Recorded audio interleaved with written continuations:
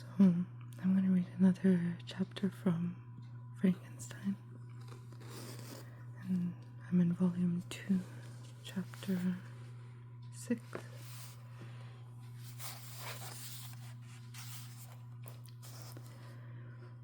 Some time elapsed before I learned the history of my friends. It was one which could not fail to impress itself deeply on my mind, unfolding as it did a number of circumstances, each interesting and wonderful to one so utterly inexperienced as I was. The name of the old man was de Lacy. He was descended from a good family in France, where he had lived for many years in affluence, respected by his superiors and beloved by his equals. His son was bred in the service of his country, and Agatha had ranked with ladies of the highest distinction. A few months before my arrival, they had lived in a large and luxurious city called Paris, surrounded by friends and possessed of every enjoyment which virtue, refinement of intellect, or taste, accompanied by a moderate fortune, could afford. The father of Safie had been the cause of their ruin. He was a Turkish merchant, and he had inhabited Paris for many years, when for some reason which I could not learn, he became obnoxious to the government. He was seized and cast into prison the very day that Safie arrived from Constantinople to join him. He was tried and condemned to death. The injustice of his sentence was very flagrant. All Paris was indignant, and it was judged that his religion and wealth, rather than the crime alleged against him, had been the cause of his condemnation. Felix had accidentally been present at the trial. His horror and indignation were uncontrollable when he heard the decision of the court. He made at that moment a solemn vow to deliver him, and then looked around for the means. After many fruitless attempts to gain admittance to the prison, he found a strongly grated window in an unguarded part of the building, which lighted the dungeon of the unfortunate Mahometan, who, loaded with chains, waited in despair the execution of the barbarous sentence.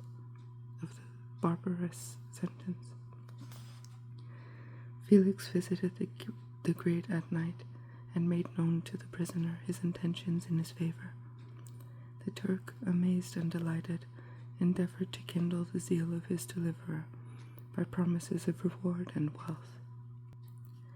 Felix rejected his offers with contempt. Yet when he saw the lovely Safie, who was allowed to visit her father, and who by her gestures expressed her lively gratitude, the youth could not help owning to his own mind that the captive possessed a treasure which would fully reward his toil and hazard. The Turk quickly perceived the impression that his daughter had made on the heart of Felix, and endeavored to secure him more entirely in the interests by the promise of her hand in marriage, so soon as he should be conveyed to a place of safety. Felix was too delicate to accept this offer, yet he looked forward to the probability of the event as to the consummation of his happiness. During the ensuing days, while the preparations were going forward for the escape of the merchant, the zeal of Felix was warmed by several letters that he received from this lovely girl, who found means to express her thoughts in the language of her lover, by the aid of an old man, a servant of her father who understood French. She thanked him in the most ardent terms for his intended services toward her parent, and at the same time she gently deplored her own fate. I have copies of these letters, for I found means, during my residence in the hovel, to procure the implements of writing, and the letters were often in the hands of Felix or Agatha. Before Before I depart, I will give them to you. They will prove the truth of my tale. But at present, as the sun is already far declined, I shall only have time to repeat the substance of them to you. Saifi related that her mother was a Christian Arab, seized and made a slave by the Turks, recommended by her beauty. She had won the heart of her father, of the father of Saifi, who married her. The young girl spoke in high and enthusiastic terms of her mother, who, born in freedom, spurned the bondage to which she was now reduced.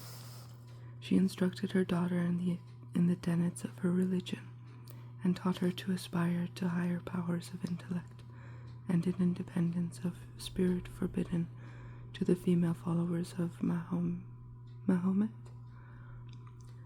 This lady died, but her lessons were indelibly impressed on the mind of Saifi, who sickened at the prospect of again returning to Asia and being immured within the walls of a harem, allowed only to occupy herself with infantile amusements, ill-suited to the temper of her soul. Now accustomed to grand ideas and a noble emulation of virtue, the prospect of marrying a Christian and remaining in a country where women were allowed to take a rank in society was enchanting to her.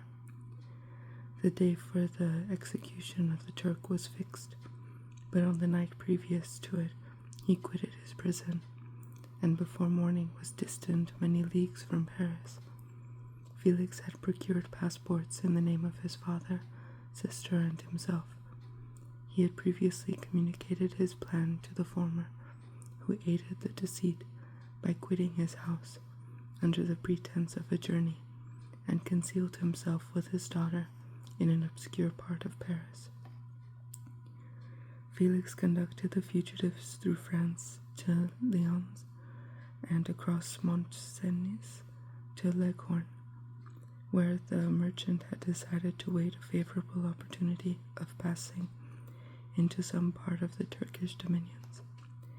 Saifi resolved to remain with her father until the moment of his departure, before which time the Turk renewed his promise that she should be united to his deliverer, and Felix remained with them in expectation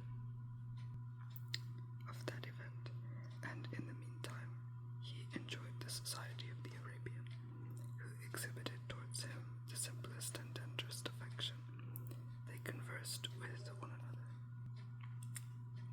I lost my space. I'm sorry. I keep getting distracted because someone keeps coming in and out.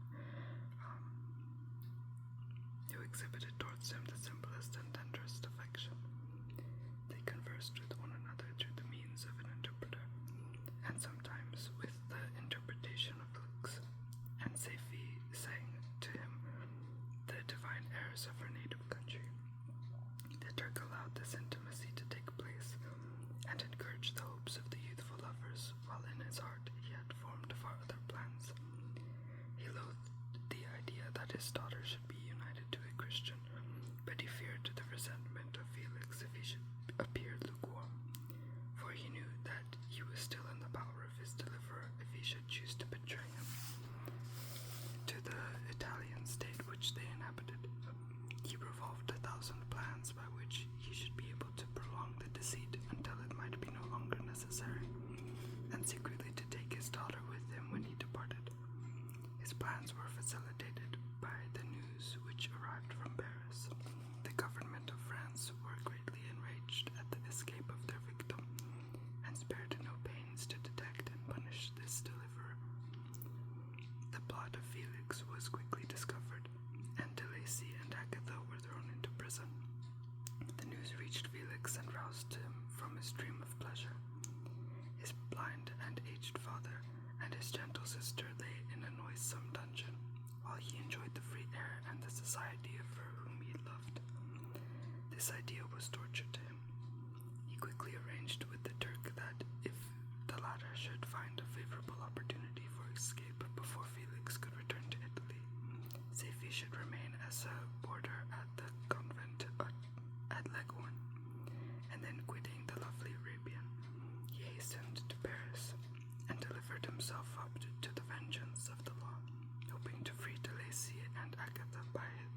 this proceeding. He did not succeed.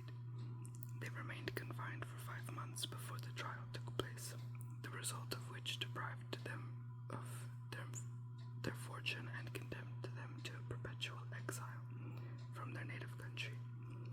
They found a miserable asylum in the cottage in Germany, where I discovered them. Felix soon learned that the treacherous Turk, for whom he and his family endured such unheard of oppression, on discovering that his deliverer was thus reduced to poverty and ruin, became a traitor to good feeling and honor, and had quitted Italy with his daughter, insultingly sending Felix a pittance of money to aid him, as he had said in some plan of future maintenance. Such were the events that preyed on the heart of Felix and rendered him, when I first saw him, the most miserable of his family. He could have endured poverty, and while this distress had been the meat of his virtue, he gloried in it, but the ingratitude of the Turk and the loss of his beloved Safie were misfortunes more bitter and irreparable. The arrival of the Arabian now infused new life into his soul. When the news reached Leghorn that Felix was deprived of his wealth and rank, the merchant commanded his daughter to think no more of her lover, but to prepare to return to her native country. The generous nature of Safie was outraged by this command. She attempted to expostulate with her father, but he left her angrily, reiterating his tyrannical mandate. A few days after, the Turk entered his daughter's apartment and told her hastily that he had reason to believe that his residence at Leghorn had been divulged, and that he should speedily be delivered up to the French government. He had consequently hired a vessel to convey him to Constantinople, for which city he should sail in a few hours. He intended to leave his daughter under the care of a confidential servant, to follow at her leisure with the greater part of his property, which had not yet arrived at Leghorn. When alone, Safie resolved in her own mind the plan of conduct that it would become her to pursue in this emergency. A residence in Turkey was abhorrent to her. Her religion and her feelings were alike averse to it. By some papers of her father, which fell into her hands, she heard of the exile of her lover and learned the name of the spot where he then resided. She hesitated some time, but at length she formed her determination. Taking with her some jewels that belonged to her and a sum of money, she quitted Italy with an attendant, a native of Leghorn, who understood the common language of Turkey, and departed for Germany. She arrived in safety at a town about 20 leagues from the cottage of Delacey, when her attendant fell dangerously ill. Safie nursed her with the most devoted affection, but the poor girl died, and the Arabian was left alone, unacquainted with the language of the country, and utterly ignorant of the customs of the world. She fell, however, into good hands. The Italian had mentioned the name of the spot for which they were bound, and after her death, the woman of the house in which they had lived